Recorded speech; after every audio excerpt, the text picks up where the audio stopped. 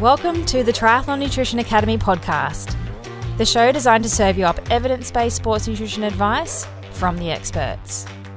Hi, I'm your host Taryn, accredited practicing dietitian, advanced sports dietitian, and founder of Dietitian Approved. Listen as I break down the latest evidence to give you practical, easy to digest strategies to train hard, recover faster, and perform at your best. You have so much potential, and I want to help you unlock that with the power of nutrition. Let's get into it.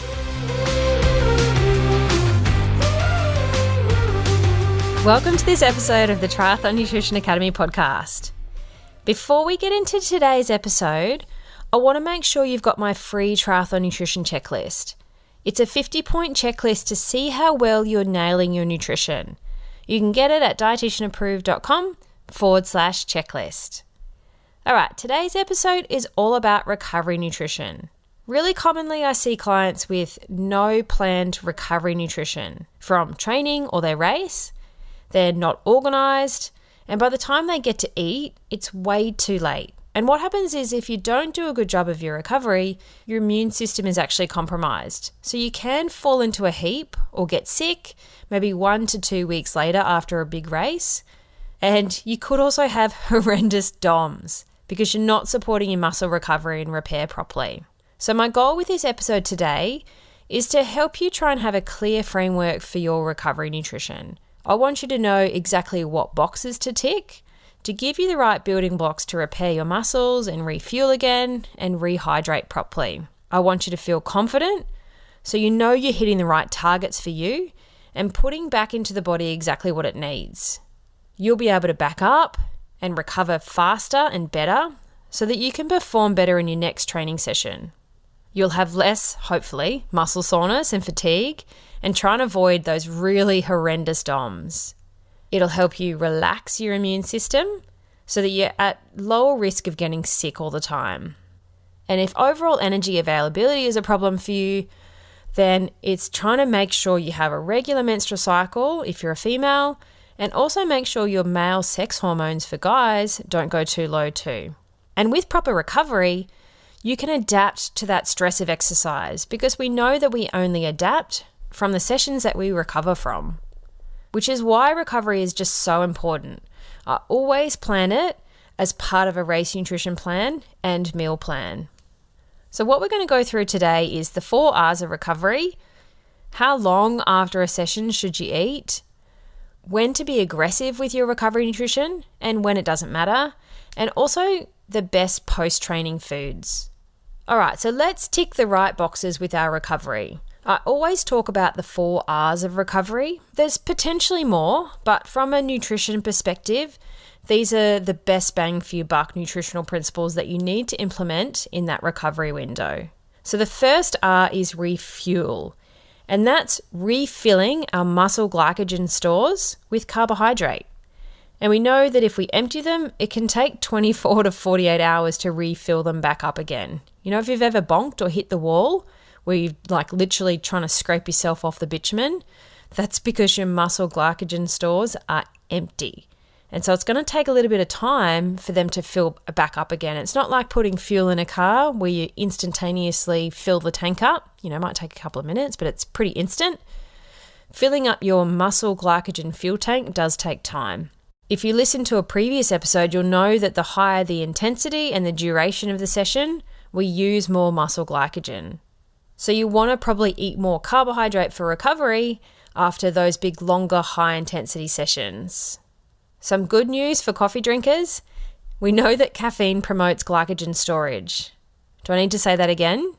So having a coffee after exercise is actually a good thing.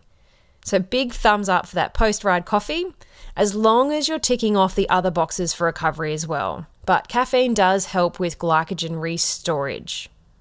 So in that recovery window, we want to make sure we've got the right amount of carbohydrate for you to refill our fuel tank so we can back up and go again. The second R is repair.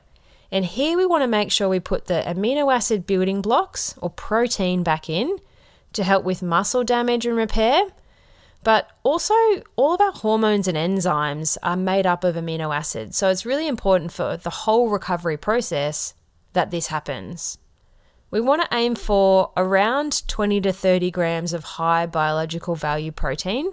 So that's our animal sources of protein. They are absorbed the best. But you might need a bit more, say like 40 grams if you're a masters athlete or you're relying on plant-based protein sources, because they don't have the full range of amino acids like our animal sources do. So you might need a bit more to absorb them, and also combining different foods so that we get the complete range of amino acids that we need. Number 3 is rehydrate. So most people kind of do this anyway, but we want to put fluid, plus or minus electrolytes back in to replace our sweat losses that we've just lost in that session. And the amount you rehydrate with obviously depends on your sweat losses. It's highly individual. So having an understanding of your hydration and sweat needs is really important. Water is fine. You don't need anything fancy. You don't need to be sucking back those electrolyte tablets all the time to rehydrate. If you're just drinking water with meals, there's naturally electrolytes in food, and so that can assist with fluid retention if you're dripping it in with your recovery meal, and also in the next sort of 2 to 6 hours after exercise, depending on what your sweat needs are. There's a bit of research in beer as rehydration and milk and other types of fluids to see which hydrates the best. And we might actually get Dr. Ben Desborough on the show to talk about his research in beer, which is pretty cool. But milk has been shown to be more effective than sports drink with rehydration. But also, if we're drinking liquids with food, then that's going to do a good job of your rehydration anyway, without needing anything fancy.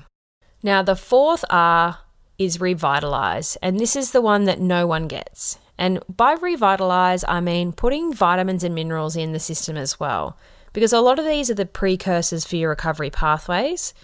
But most people go for things like a piece of toast with egg, right? So you're getting your carbs from the toast, you're getting your protein from the egg, and then that's it.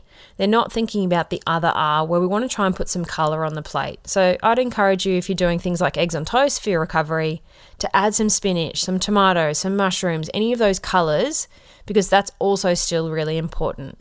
We kind of get stuck in this trap of thinking about macros all the time. Like, I hear people talking all the time about needing more macros and meeting their macros and getting enough carbs and protein, all that rubbish. But really, you also need a whole range of colourful foods too, particularly if you're an active person, because you need those things to function.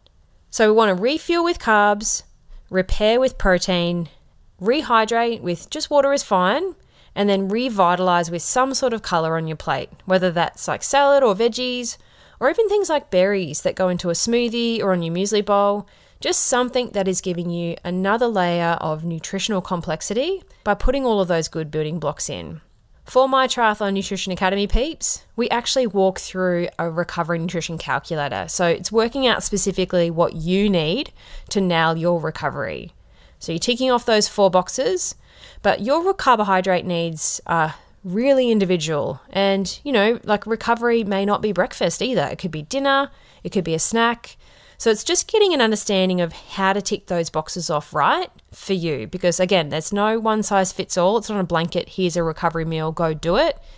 Every time I write a meal plan, I always give people a couple of options for their recovery breakfast or dinner or snack or whatever it is, but it's specific to them. Let me know if this sounds like you. Do you feel exhausted by the end of the training week? Do you crave sweets in the afternoon and feel like you need a nap? Training for 3 disciplines can be absolutely exhausting if you haven't dialed in your nutrition. It can be frustrating when you can't quite piece together the solid race performance you know you're capable of, and confusing when there's so much information out there, but you're not sure what's the right method for you. My goal for you is to unlock your true potential and feel like a supercharged triathlete. Firing on all cylinders, full of energy, and not only smashing quality training sessions, performing in every race too. If you're finally ready to start nailing your nutrition, join a powerful community of like-minded athletes in the Triathlon Nutrition Academy program. Head to dietitianapproved.com/academy to check it out now. For less than the cost of a coffee a day, you will finally have a plan for your nutrition instead of winging it and hoping for the best. You also get bonus points for no alcohol in that recovery window, because we know that alcohol blocks our muscle protein synthesis pathways. So if you're going to the pub after you've finished a race, or if you like to have a drink in the evenings most nights, just think about that. I'm not here to say don't ever drink, but maybe time your alcohol so that it's away from really big, hard training sessions, and do a really good job of your recovery first. So tick off those 4 R's first before getting wild at the pub or the bar. One of my clients is a mountain biker and her husband is a winemaker. So alcohol, like wine, is always in their house, and it's her job as the supportive partner to taste it. But for her, as a long endurance mountain biker, what we did is we talked about alcohol timing. So she drinks strategically. She doesn't have alcohol after massive big long rides anymore, where she'd finish a massive ride and then have a boozy lunch and then fall into a heap. She doesn't do that anymore, but she still enjoys wine occasionally, and she controls the quantities too, but it's systematic and it's away from big training sessions. So she's not doing a poor job of her muscle recovery and repair. Another good question I get asked is, how long after a session should you eat? And with most things, my answer is it depends. It depends on who you are, what your goals are, like whether you've got a performance goal or it's more of a body composition goal. How long until you train again? That's also really important. But I like to talk about a window of opportunity because we know that our recovery enzymes and hormones, they peak at about 60 minutes after exercise. So if you're eating your recovery meal an hour after exercise, it's too late because it takes a while for that food to digest and break down and be pulled apart into the single building blocks that are usable. And we want that to align with that 60-minute hormone enzyme peak. If you're eating at an hour, it's not going to digest and break down and be there ready for that recovery process. So we want to try and have our recovery meal way before that. So there's time for the food to be broken down and digested into single building blocks to meet that enzyme peak at 60 minutes. So if you're having something really quick and easy to digest, like thinking smoothie off the top of my head, you might be okay getting away with sort of 45 minutes after exercise because that's going to be digested quickly and they're available for that 60-minute peak. But if you're eating something much more complex that takes a while to digest and break down, then you might want to get it in earlier to be there available for that peak. Now, we know it can take up to 24 hours to replenish your muscle glycogen stores when they're completely depleted. So when your turnaround time for training is shorter, then you might want to be more aggressive with your recovery nutrition. So if you've got a session in the afternoon or you're training again in less than 8 hours, then I would definitely be prioritizing getting your recovery nutrition in within 30 minutes, like get amongst it. But conversely, there's also times where it's maybe not so important to be aggressive. Like if you're not training again for 24, 48 hours, then maybe you don't need to be so aggressive. There are some metabolic adaptations that happen by not feeding immediately. So like everything, it's individualized and you want to have a periodized approach across your week. There might be sessions where you need to be super aggressive with your recovery, and there might be sessions that you don't need to be so aggressive. Or it could also depend where you are in your training season, like whether you're in peak race season or if you're in your off season. So again, I think you should have a different strategy depending on what's going on and what you're trying to achieve. On that, bit of a side note, if you're somebody that delays their recovery nutrition and then is absolutely starving later and the floodgates open for lunch and then you can't close them, then no matter what's going on, I'd probably look at just maximizing your recovery and getting food in within that window of opportunity. That's not setting the rest of your day up properly if you're doing that. You might be somebody that's more guided by their appetite for recovery nutrition. And generally that's not a good strategy either because your appetite is blunted by high intensity exercise. And if you've done not a lot of training or you're new to the sport and then you suddenly start doing triathlon training or you've had a break and then you're back, chances are your appetite is not caught up to how much calories or how much energy you're actually burning in that session for a good week or two. That's pretty common. And then after the couple of weeks pass and the body's like, hang on a minute, you're putting us into a calorie deficit here, what's going on? It's going to send out all your hunger hormones to make that catch up. So don't be guided by your appetite in that recovery window. If you're somebody that is not hungry and delays recovery for hours, then maybe a bit of force feeding might be useful here to just get into the habit and get in the rhythm of being more aggressive with your recovery.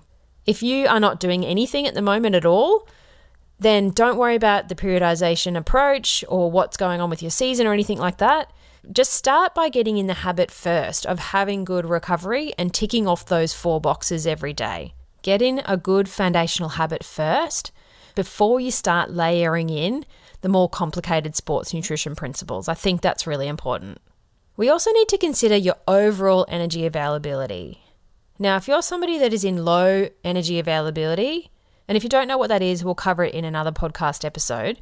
But if you're somebody that doesn't have a menstrual cycle, or you're a male that has low testosterone, then I would suggest being more aggressive with your recovery nutrition always until you have a resumption of that cycle or your testosterone levels are back up. Because we don't want to be putting the body into so much of a hole. We don't want to stress it out to the point where it doesn't know where its next feed's coming from, or it doesn't have enough overall energy available in that day to support its daily functions, let alone training.